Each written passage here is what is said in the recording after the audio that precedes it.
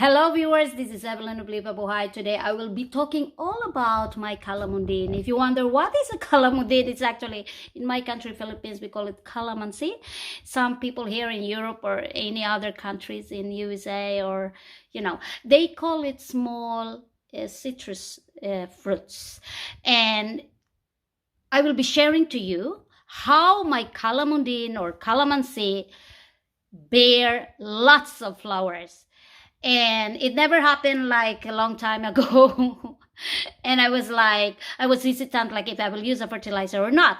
So follow this blog and do not skip. Even the ads, don't skip it, because when you watch the ads, then you help my channel a little bit. So here we go. Watch the full video and you will learn a lot. So this is how it looks like, actually, the calamansi or calamondin or small citrus. This is very common in Asian country. In Asian country, they grow outside and they can be very big trees. They can be very big trees, and one tree you can harvest how many calamondin in a year. Of course, here in Europe or any other countries, it's not very common using a calamondin. Here in Sweden, some people even wonder, can you eat a calamansi or calamondin? Because we call it Calamondin. Can you eat them? They don't know that yes, you can eat them, but it's very common in the Philippines. You can make juice out of them. You can put them in your dip sauce, like having, when you're grilling meat, whatever, fish, and you put them in your soya. Calamondin plus the soya, and it's instead of a lemon or instead of a lime fruit, you use a calamondin. And specifically if you are from the Philippines, you are used their aroma and the kind of sharpness of their flavor, and you're just used to them. So here in Sweden, I actually buy them in Asian store. They are not cheap. It's cheaper for me to buy a lime juice or a lime fruit or a lemon fruit. But of course, if you are used to something, you really long to have it instead. So I will show you how did I make my Calamondin bear a lot of flowers this year. Well, I will show you first the flowers. It's developing a lot of flowers. I'm really happy for it.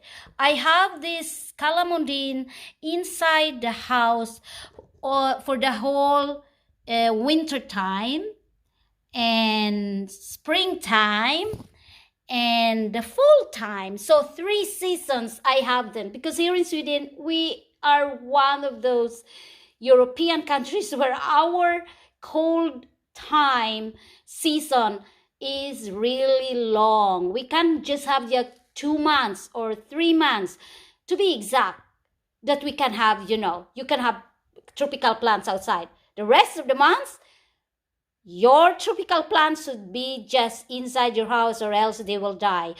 So here inside, I have my mango tree, my guava tree. I have this calamondin and all other plants here that I have that cannot survive there. Anyway, if you wonder, how did I do it that I get a lot of flowers here? It's actually have a lot of flowers here. And if I go down there, I will show you there. It's actually a lot. I really hope that all these flowers will develop into fruits, because sometimes you can have your fruit trees developing a lot of flowers and suddenly where are all the fruits, and the fruits are gone, and they can just fall down and the flowers will fall down and they don't develop into fruits. But this one, I really hope that these flowers will turn into fruits. Not sometimes, but most of the time when I water this calamondin, I usually talk to it and I said, please, you have to bear flowers, or else you have to bear fruits, or else I can't get rid of you. And it's because, it takes a lot of space inside the house and a lot of time to take care of it. You water it. So I will show you, it's still growing there. It's just growing. All the branches of this calamondin now is actually bearing flowers, as you see. I really enjoy every morning. Now I really check it, and it's really growing a lot. Now I will reveal what I did, why this Calamondin is bearing a lot of flowers. Actually, Calamondin, you usually give them fertilizer.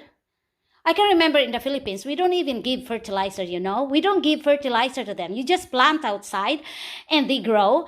And then during the time where they have to bear flowers or fruits, they just bear flowers and fruits. And they can bear a lot of fruits. But here in a cold country, my God, you really have to give them so much time and care, and you keep them inside your house during the three cold seasons. So I will show you. This is actually the thing I use. I'm not being sponsored by this, but I will share for those people who are living in Sweden, then or somewhere else here in Europe. I know you can see this brand, but any brand will do, not specifically this brand. Citrus näring. It's a Swedish word which means citrus fertilizer. So you go to any store, whatever store where they are selling plants, and they normally sell also different kinds of fertilizer. And you just look for fertilizer for citrus.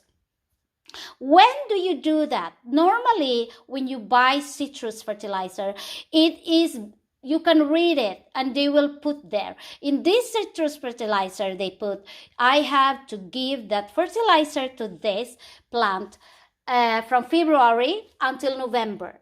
Yeah, from February until November. After November, you have to stop. So it means that you don't give them this fertilizer during the winter time. Winter time, that is the time where it's like the plants are sleeping, you know. Plants are not growing. It's a dormant time. Winter time is a dormant season where plants doesn't grow. And then after that, they will start to grow again by the month of February. So February to November, those are the months where your plants are starting to grow.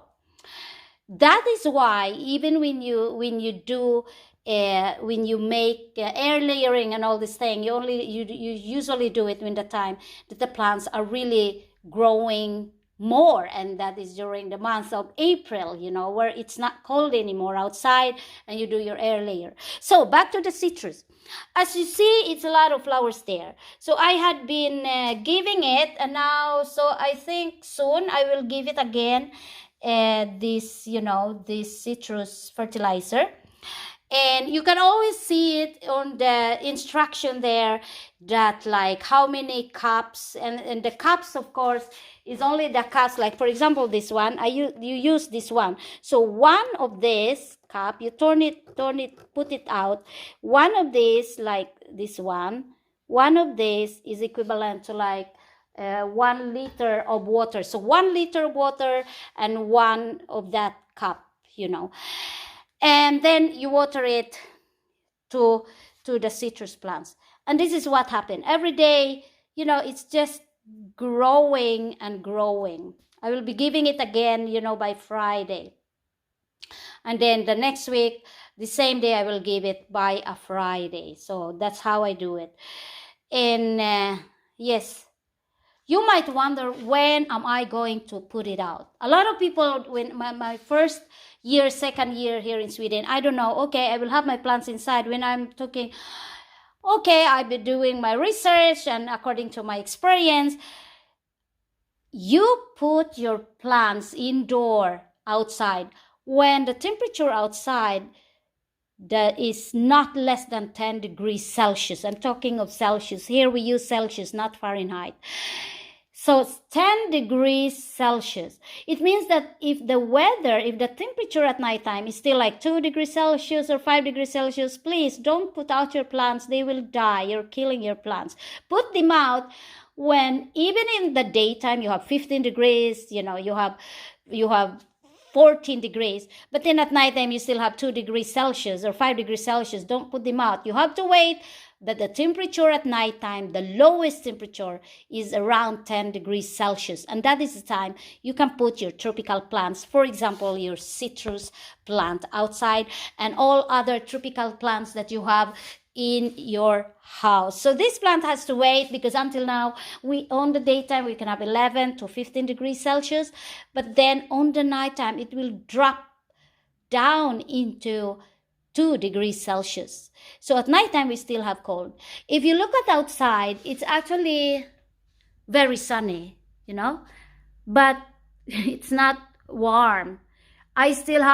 People here still have to use like 2 layers, one long sleeve thing and a jacket.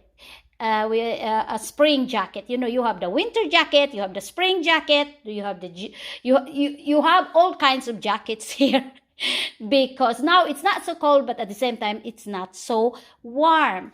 So for me to go out, I still have to have a shirt on me, a long sleeve, thicker shirt, and then I have my spring jacket. Back to our citrus plant again. I actually have 2 citrus plants here. This one, which is quite, wide in diameter already. It's quite big, this one, It's kind of a bush already. And this one too, I have it. But this one, it doesn't bear flowers yet. I don't see any flowers, but this is quite young. Anyway, I hope this will also bear flowers soon. I don't know. I just hope. And one thing that I hope for is like this citrus flower that has a lot, calamansi or calamondin. These flowers will develop into fruits. I usually talk with it and say to it, you have to bear fruits this year or else, I don't know, I will not have you anymore. But actually I talk with my plants, and it's actually nice feeling sometimes. It's like your plants is smiling to you when you water them. And it's just so nice. It's so amazing. Like when I live in the Philippines, I just take it for granted. They grow anywhere. I mean, my mom's house, we have citrus trees, and my aunt and my sister, when they bear fruits, my God, it's really a lot of fruits. But here, if you see one single citrus here that is growing, you really feel happy, That citrus, I let it grow more, and then I can use it for my dip sauce. I like dip sauce, natural flavor dip sauce. And mind you, if you don't want to gain weight, avoid those fatty dip sauce, like the dip sauce you can get when you are in McDonald's or whatever places.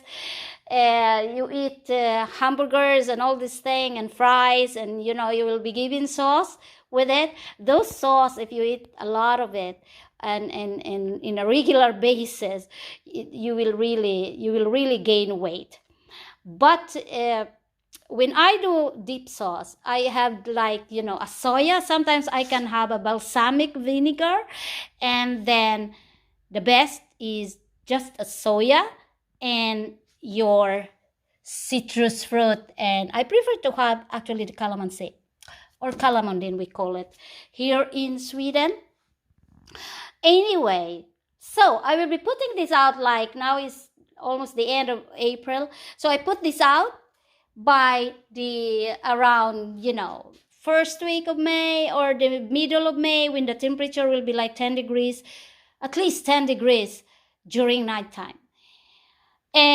But I don't put it either immediately outside. I will put them in my greenhouse.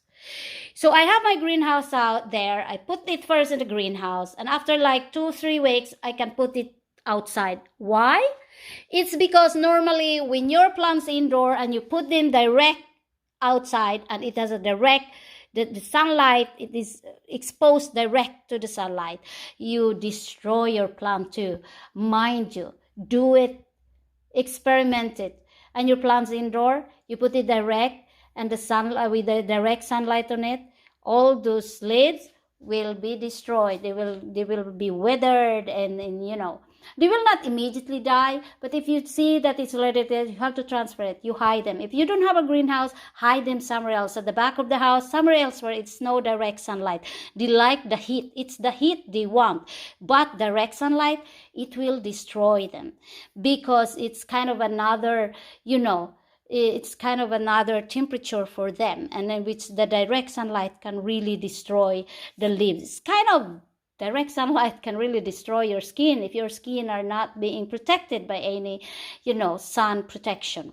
So anyway, I really hope that this thing I shared to you can give you some information that you can use, especially for people who never had tropical plants or citrus plants inside the house. So if you still don't have a citrus plant inside your house, you can actually get one or two or three or as many as you like. During summer they are outside, during winter put them inside. They should be inside only during the cold times. Anyway, this is Evelyn of Livabuhay. Thank you for watching and see you again next time.